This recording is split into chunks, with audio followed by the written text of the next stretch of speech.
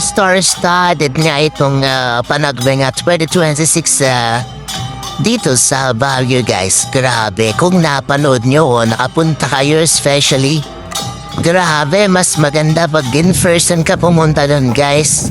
Grabe, ang daming mga bumisita guys, ang daming mga artista, promise.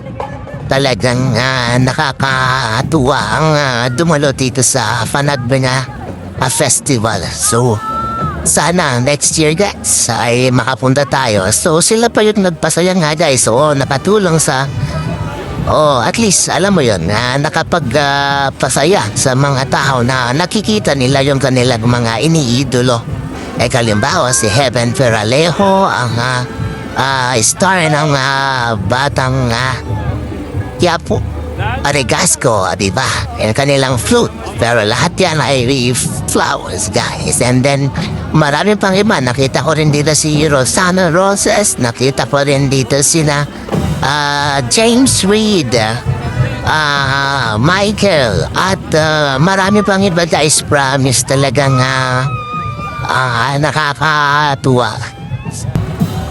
Of course, taon-taon na iba-iba yung mga ini-invite nilang mga artista dito. So talagang yung mga sumali sa flute parade ay may kasama rin mga artista usually. O kaya ay kilalang personality, endorser, etc. At yun nga guys. Ano sayang akitin nitong Baguio dahil dito sa Panagbenga Festival. Tingnan nyo naman yung kanilang mga ginawang mga flute guys. Kakaiba, diba? Hindi mo yan makikita sa kahit saang parte ng ating bansa maliban lamang dito sa Baguio. Diba guys?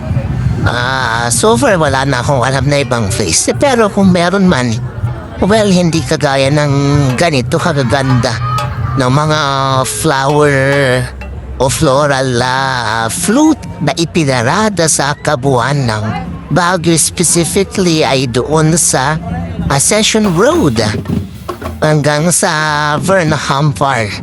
Grabe, ang ganda ng mga float na yan guys. Ayan, maraming kilalang mga personality ang mga dumadalo dito talaga guys.